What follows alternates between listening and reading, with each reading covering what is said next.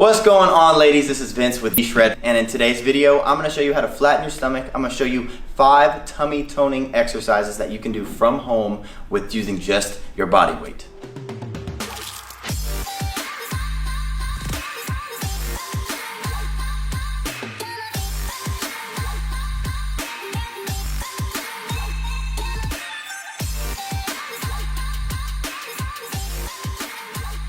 Alright, so like I said, today's video all about flattening your stomach so that you don't have that little, as my mom used to call it, that pooch hanging out the bottom, so just that you can feel confident and just start getting your belly flatter. But I will say before I get into these 5 awesome exercises is that in order to get your tummy flat, in order to get your core toned, you have to make sure that you are working on lowering your body fat percentage at the same time. That means making sure that your diet is taken care of. And to be clear, that does not mean that you are following any kind of starvation diet. That doesn't mean that you're following any kind of no carb or no fat diet. You got to make sure you're having all your macronutrients, but you're in a caloric deficit. But at the same time, you also need to do your cardio. And to be clear, that does not mean 45-minute jogs. That does not mean an hour on the bike every day. That means the right kind of cardio only takes 10-15 minutes when you're doing it the right way, and it burns twice as many calories and burns it for the next 2 days after you stop doing it. And then you also got to make sure that you have your resistance training in hand so that you can start building a little bit of muscle. You can increase your metabolism, secrete the right hormones. And if you're looking for the solution to all that and you don't know where to start, I do have a free body type quiz. Tells you the 3 most important things that you need to do in order to get in shape for your body type. You can check that out by clicking the link in the description right below this video, but that's not what this video is about. This video is about the 5 exercises that I'm going to show you to help start toning your tummy up. So let's get into them. All right, so first exercise is going to be a triple leg hop. So what we're going to do is actually get down. It's kind of like you're getting down into the bottom portion of a burpee, if you know what a burpee is. So you're going to get down, you're going to have your feet, you're basically going to begin a starting push-up position right here. And then from here, what you're going to do is actually jump with your feet, and you're going to jump them to the side, to the other side, to the middle. That's your triple. So you're going to do that, jump right there, jump back, jump up to the side, jump back, jump up to the middle, jump back. And then you're just going to keep doing that. You can pick up the pace if you want to. You can follow this for time. You can follow this for reps, whatever you so prefer.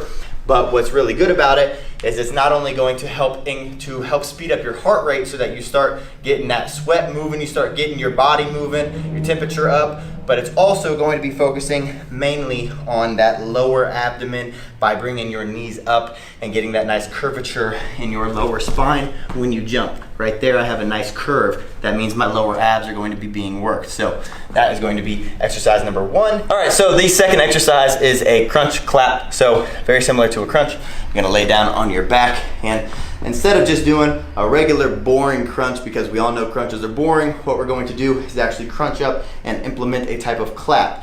But what's also going to be happening is with crunches, it's usually just going to be working your upper abs. Super boring, but effective, but super boring.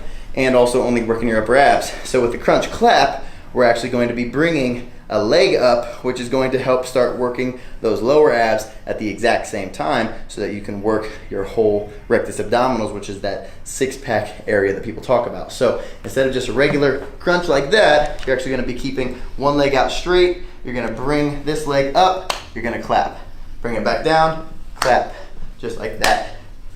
Clap, clap, making sure that you're bringing this knee up and you're also crunching your body up. You don't want to go down and just be clapping like this. You don't want to do that. And you also don't want to be crunching too much to where you're not really bringing your leg up, kind of just going like that. You want to make sure that you're meeting in the middle, clapping, clapping, just like that.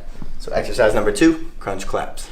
Exercise number 3, going to be cross-legged leg lifts. So you're going to be laying back on your back, and first thing you're going to do is make sure that your leg is crossed just like this, just like you're sitting. And then what you're going to do is actually straighten out your leg here, and you can put your hands out to the side. You can put them under your lower back so that you don't end up hurting yourself or anything like that. But then from here, you're going to actually bring your left leg up, and you're going to bring it all the way up until your butt comes off the ground. So down, bring it up, just like that. Down, up, just like that, and you should feel a nice contraction down here in your lower abdomen, just like that. The main thing you're focusing on here is that your butt is coming off of the ground, just like that. And then you can switch, cross your leg, keeping that leg straight. You don't want to be bending it and kicking, causing momentum. Keep it straight all the way down, getting that lower butt off the ground. So that's how you do cross-legged leg lifts. The fourth exercise is going to be a mountain climber. Now, I'm pretty sure most of us know what a mountain climber is. It's just when you get down on the ground and you start doing like this, like you're basically climbing up a mountain, but you're on flat ground. Now, the issue with most mountain climbers is that we like to do them the lazy way naturally, because our bodies like to find the easiest way to do something. It's called the minimal effective dose, minimum effective dose. What we don't want to do here is the minimum effective dose. We don't want to do the maximum effective dose. So instead of getting into a mountain climber, which you just start in a regular push-up position right here, and then you're actually going to drive your knee upward, back down, drive your knee upward, back down, sped up, looks like this. Now, this is a lazy mountain climber. Why? Because I'm not actually driving my knees up, and I'm not actually working my abs like they should be worked. With every leg drive, I should be crunching down on my abs. I should feel a nice contraction in my abs, and that doesn't necessarily mean that you're feeling this crazy feeling in your abs every single time, but by the end of a couple of reps, you should start feeling a little bit of a burn in your abs, just because with every single rep, you're not taking it the lazy way and just kind of driving your knees up a little bit. You're actually driving that up, trying to get it up to your elbows, maybe even past your elbows, and doing this every single time.